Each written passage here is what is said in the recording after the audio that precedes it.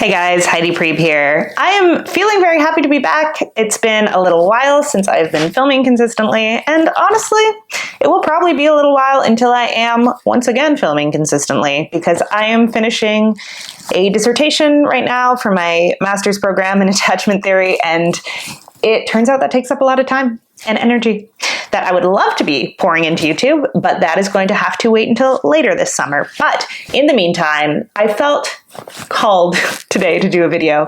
Like, I have just been turning something over in my mind that I imagine it feels very important for me to share. Like, I would like to have a conversation with you all about it. So here we are today to talk about self-love. Now, my entire life, I had a very flawed relationship with self-love, in that I thought you could feel love for yourself sometimes and not other times. Like, I thought I love myself when I am living up to my own expectations, or when I am living in alignment with my morals and values and maybe succeeding in certain areas that feel important to me. And when I am not doing any of those things, I don't love myself. I felt like, okay, I have to earn my own love, you know? And I thought that was kind of a point of pride. Like, I was like, oh, I'm not one of those weak people who loves themselves when they're depressed or whatever. And at this point in my life, what I have realized is that there is not a pick or choose with this. You either love yourself or you conditionally accept yourself, but you cannot have it both ways. There is literally no such thing as sometimes love, because what love is a space that is big enough for absolutely everything to exist within. Both your successes and your failures, both the things that you are prideful about and the things that you feel incredibly shameful about.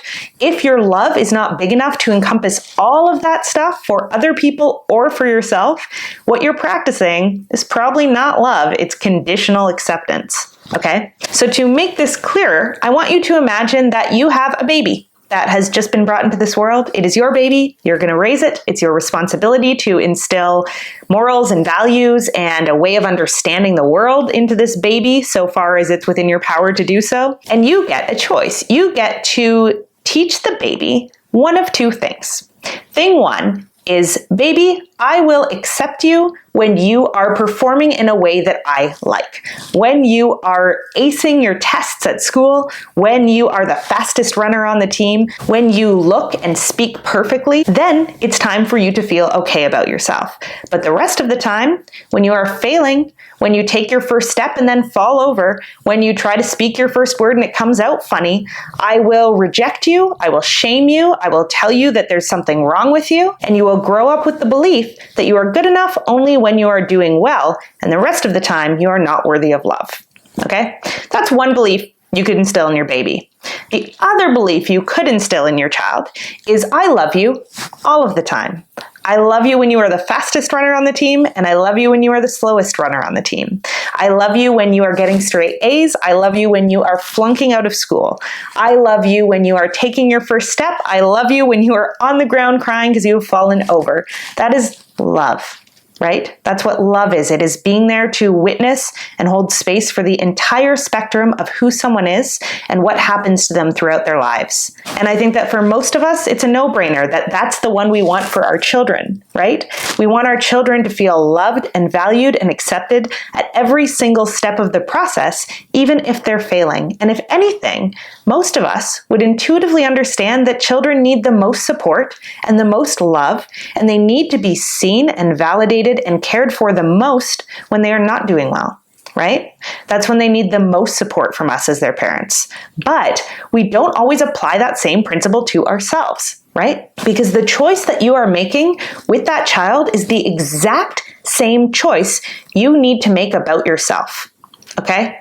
If you accept and love yourself only when you are doing well, you do not love yourself. You conditionally accept yourself. Self-love is either big enough to hold the entire spectrum of who you are, or it is not love, it's something else. And each of us have to make a choice about whether we are going to love ourselves or whether we are going to conditionally accept ourselves.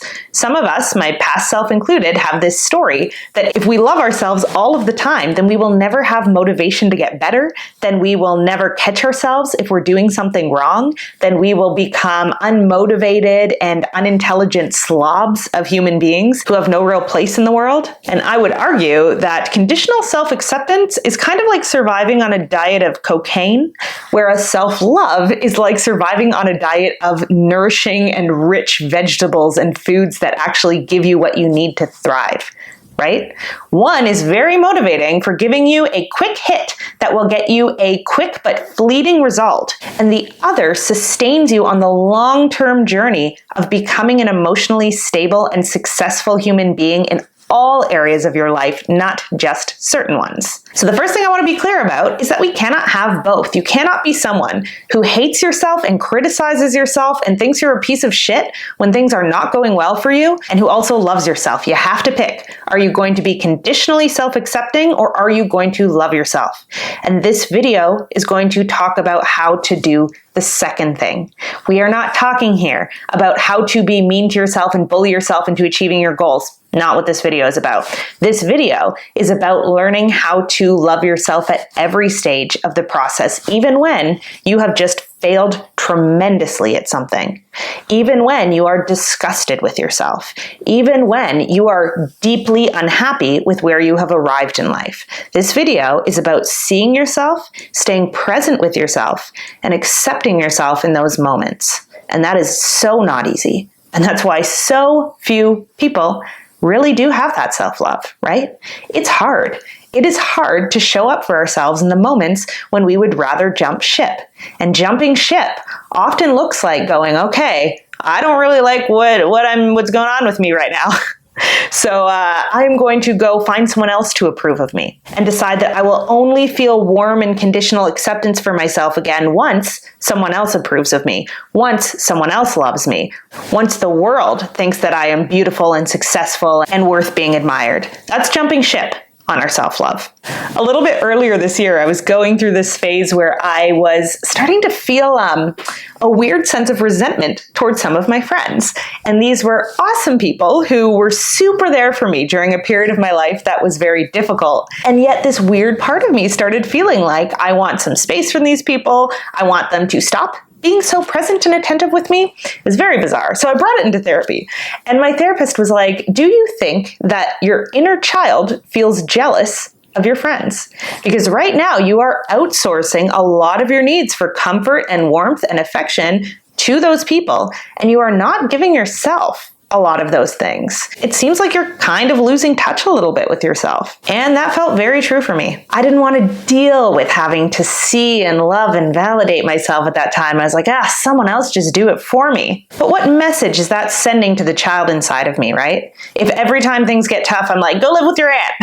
Like, go live with my friends for a while. They'll validate and support you. I'm going to be here hating myself when I'm left alone, right? It doesn't work like that. You cannot allow your self-love to come from other people. You got to give it to yourself. I know that's so cliche and annoying to hear, but it's true. If you cannot be present with yourself when things are difficult and say, I'm staying present for you, I'm staying on your team, I'm looking at the problems in your life and I'm saying, let's tackle this together, self and inner child, then you're not being a loving parent to the little child that lives inside of you.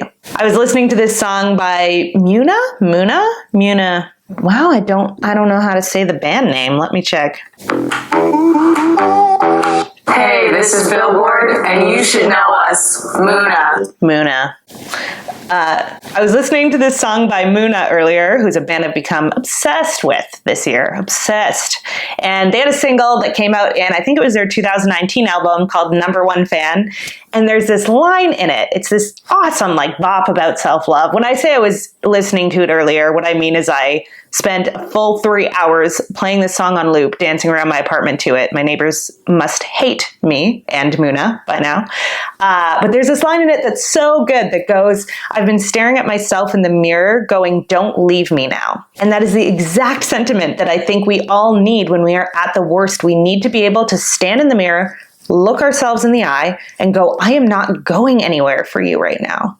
I am not going to abandon you in this painful place you're in. I am not going to tell you that I will only love you again once things are better. This is where it matters. This is where you are picking up the heavy weight of self-love, right? It's so easy to love yourself on the days when everything is sunny and everything's going your way and you look super impressive to the outside world. It is easy to show up for yourself on those days. Any idiot could love themselves on those days, right? The people who actually know how to do it, know how to look at themselves in their worst moment and pick up that heavy ass weight of self-love in that moment, right? Even now, I will not abandon you. Even now, I will show up for you and I will choose what is healthy for you. I will not jump ship on you. I will not outsource that self-love. I will listen to what you need. I will listen in this moment to what my inner child needs. And I will give that to my inner child without judgment. And the reason this is so important is because often I believe our failures, the things we get wrong, the things that drive us off the rails in life, are often our inner children screaming at us, there's something wrong, right? Anything that we see as self-sabotage, I believe, is often some other repressed part of our psyche screaming at us to have a need met. And if the second things go wrong, we just go into self-hatred mode and start self-abandoning like crazy, we will never figure out what that need was that needs fulfilling and how to give it to ourselves. And when we find a way to do that, then we can start building ourselves towards that healthy equilibrium where we are actually showing up for our own needs, giving ourselves what we want, and sustainably working in a healthier direction. So earlier this year, I went through a period where I was struggling a lot with some personal stuff that was going on in my life, and I started overeating a lot and drinking. I went through a period of about 2 years of no drinking, and then I kind of talked myself back into it and was like, no, I can drink sometimes now. But it got to a point where I was like, now I'm just drinking for the sake of drinking. I'm eating for the sake of eating. I am totally dissociated from my body and what my body wants. And that doesn't feel good. But there's this part of me that's compulsively doing it, and I can't figure out why. And it wasn't until I got really quiet with myself and was like, okay, I'm gonna listen.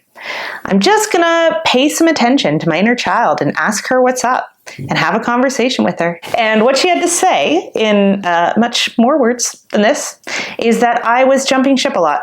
I was outsourcing my self-esteem a lot. I was outsourcing my needs for comfort a lot. I was trying to rely on the outside world to make me feel steady and secure and grounded in a time of my life when I am not feeling steady or secure or grounded.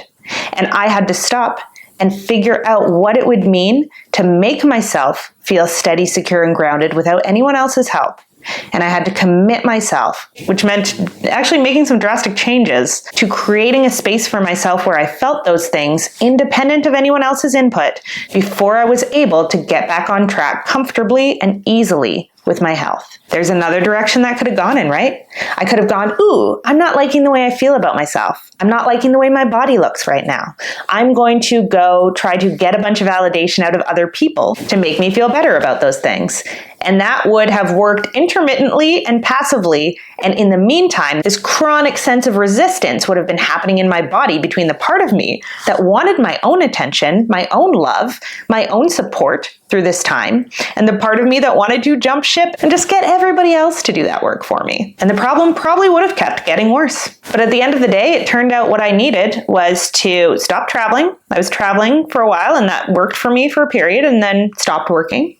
I needed to come home. I needed to find a bunch of ways to find love and acceptance and support from people without drinking or partying with them, because I'm too fucking old for that and I don't enjoy it anymore. And I needed to feed myself healthy food and ground myself in physical activity, which feels so nice for my body. And I needed to get good sleeps, and I needed to ask for some extensions on my school assignments and ask for help with some things that I was struggling with. And doing all of that stuff required adjusting some of my self-expectations. And I think that honestly, that is half the battle a lot of the time with self-love, is allowing the expectations that we hold for ourselves to change when our feelings are kind of railing against them, right? I really wanted to graduate at the top of my class. I had to change that expectation because I was not willing to sacrifice my health for it. I really wanted to go have a fun summer in Europe, and I had to change that expectation for myself because my health was more important than that. It's so tempting to feel like once we get all of these needs in our external environment satisfied, then we are going to be happy and we are going to be at peace. But I imagine that the truest measure of whether we are happy and doing well and at peace is, can you just sit in a room alone with yourself and like who you are and feel like your own company is chill and cool and great and you don't have to run away from yourself? I think that's the only real measure of if we're doing well and if we're doing okay and if we're loving ourselves, is how does it feel when nothing else is going on, when there's no distractions? What's it like in your body? Are you at home in your body and in your mind and in your soul? Or are you just always looking for that escape, right? And I'm not trying to shame anyone for looking for the escape either. I spent most of my life looking for which problems I could solve and which things I could achieve and what I could do and experience and build and control in my environment in order to make myself feel okay, right? I get it.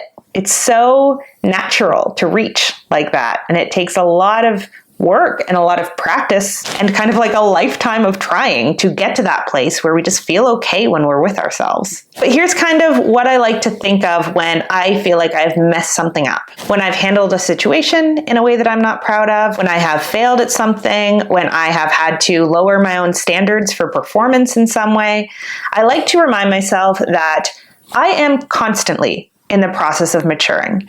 And if you believe you are not constantly in the process of maturing, that is a giant ass self-red flag. Because I don't care who you are, I don't care how old you are, I don't care how much work you've done. We are hopefully chronically in the process of learning how to show up in the world in a better way. And shaming myself for getting things wrong is kind of like shaming a baby for puking. If you have a baby, it's going to throw up all the time. Why? I don't actually know. Why do babies puke so much? Is it like a sphincter issue? Like it's not strong enough yet? Or is it something to do with their stomach not being able to hold and digest food properly? If you guys know why babies puke as much as they do, please leave it in the comments. But the point is, there's some physical reason that is outside of the baby's control why it has to throw up after feeding, right? So you as its parent have two choices. You can shame and be cruel towards your baby and tell it it's disgusting every time it pukes, and then it's going to grow up with all these weird mental health issues and digestive problems probably. Or you can accept that your baby developmentally is not capable of eating without puking yet, and that in time, your baby will become capable of eating without puking. But in the meantime, the choice you have is, do you clean up your baby's puke while shaming and blaming your baby for something that is beyond their control? Or do you clean up your baby's puke while telling your baby, it's okay that you puked? This is totally normal for the point of your development that you're at, and I completely love you, and I will clean up your puke 5,000 more times because you are growing, and growing babies puke. This is the same attitude we can take to our own failures, like thinking that we should be anywhere in terms of our development that we're just not, is as useless as shaming a baby for puking before they are ready to stop puking. We just are where we are, and we are making the best decisions we're capable of making with the information that we have. And if you believe that you have enough information to be making a better decision, then great, you can make it next time. And this time, clean up your damn puke with self-love and tell yourself, cool, you tried for something. You puked it up. It didn't work. That's fine. I'll clean up your puke again. I will clean up your puke 5,000 more times if that's how many times it takes for you to learn a lesson that you need to learn. There's some muscle inside of you that is not strong enough yet. Just like I'm imagining that the baby's sphincter isn't strong enough yet, right? It just can't perform that action yet. So until it can, I will keep holding you and I will keep cleaning up your puke. That is self-love, right? Conditional self-acceptance is telling ourselves, if you ever puke again, I'm going to hate you forever. And then what's going to happen is you're just going to puke in your mouth and swallow it, and you're going to get all emotionally ill inside. Mess up. Be present for yourself in your mess ups. Clean up the mess ups, right? I'm not saying let your life go to shit and don't deal with the consequences of any of your actions. Quite the opposite. I'm saying deal with the consequences of every single one of your actions. Clean up the puke every single time. And accept and love the part of you that is trying to strengthen that muscle and is not strong enough yet.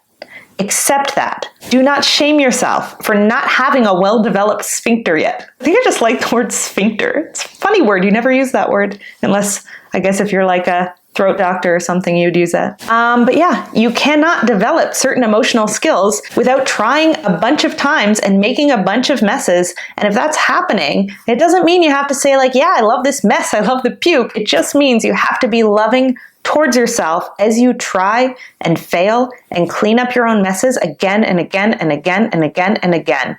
All that means is that you are in the process of maturing and of growing new muscles and of strengthening internally. I think such a humongous part of self-love is just having complete acceptance for ourselves in the areas that we are not acing yet, in the areas that it feels like we should be doing well at by now, but aren't, or the areas where we used to be doing well and now aren't. Maybe that's our call to get interested in what changed, right? Something else came up that now made this area a little bit harder to deal with or a little bit harder to regulate ourselves around. And again, if you're a good parent to your kid, and let's say they start getting worse marks at school or getting into fights all the time, you're not just going to go, what's wrong with you, change? You're going to go, is my child experiencing stress in other areas? Is my child getting enough sleep? Is my child feeling stressed? Are they being bullied? You're going to look at the entire ecosystem of your child's life and try to figure out what's going on for them in a way that's causing them to act out in other ways. And that's often how it works for ourselves as adults too. For a while, things go well. It's easy to keep to our routines and healthy coping mechanisms. It's easy to get along well with other people. And then things shift, and we're not always conscious of when those shifts happen, and we start reacting differently, right? But we can hold space in an ideal world for looking at ourselves as part of an ecosystem and figuring out what's changed in our ecosystem that is now causing us to react differently. And then we can do some work on that. But just shaming ourselves and saying that it is all our fault that we're acting in a way we're not proud of probably isn't going to work if we're still constantly getting triggered. Then it's just going to be a shame spiral as we're constantly hating ourselves for doing something and then not having another way to do it. So sometimes I find it helpful to remember that hard times just deplete our ego strength. When we are going through something difficult, it's kind of like we are running an emotional marathon. And it's like if someone stops you and goes, hey, do 400 jumping jacks in the middle of a marathon, it's going to be a lot harder than it normally is because you have already depleted so much of your body's energy. And emotionally, the same thing happens when we are dealing with emotional issues, right? We don't always have as much ego strength as we normally have. And so we need to be extra compassionate and understanding with ourselves during those times. We have to be willing to be very, very non-judgmental if we are making messes a little bit more often, right? That's probably going to happen. It probably just means you are reaching a really tough part of that race. And you know what? The only reason problems crop up for us in the first place is because we are in the race to start with. The only way we're ever going to not mess up at all is if we are not trying, if we're not going for anything, if we are not engaging with our lives fully and completely and enthusiastically. That's the only way we're ever going to save ourselves from messing up in any capacity. So this year of my life, I'm finding a lot of freedom in just being like, damn, I'm running an emotional marathon. And you know what? It makes total sense that I'm really tired. It makes total sense that my judgment is impaired sometimes. It makes total sense that I'm making the wrong call. A lot of my energy is going towards this marathon I'm running. Maybe I need more rest breaks. Maybe I need to adjust the time that I've told myself I'm going to finish the race in. And again, a lot of the time, it's really difficult to go, ooh, I'm going to lessen my expectations for myself. But if you want to engage in true self-love, you're going to have to be willing to do that. You're going to have to be willing to put that feeling of, I am okay with myself in my life when I'm sitting in a room alone with myself, above everything else. Every external achievement or goal or thing that you think is going to get you to this place where you never think ill of yourself again, all of that. Every single piece of it has to be second to your willingness to fight to get yourself to a place where you can just sit alone in a room with yourself and be pretty damn happy with that company. I mean, the most perfect person in the world could come along and say they're ready to validate you. You just have to give up this little piece of yourself that feels very important to you. You have to be willing to go, nope, keeping that piece of myself that feels important to me. The most incredible opportunity could come your way. And it could say, look, I'm going to grant you all of your earthly dreams of fame and success and wealth, but You're going to need to sacrifice a lot of your health and emotional stability and well-being. And you're going to have to go, nope, I'm more important than that. You have to be willing to not jump ship at any cost to get to that place of self-love. Because once you get there, other people can criticize you, other people can deny you opportunities, other people can tell you everything they think about you that is unpleasant or angry or wrong. And it's still going to be okay for you because you're not self-abandoning.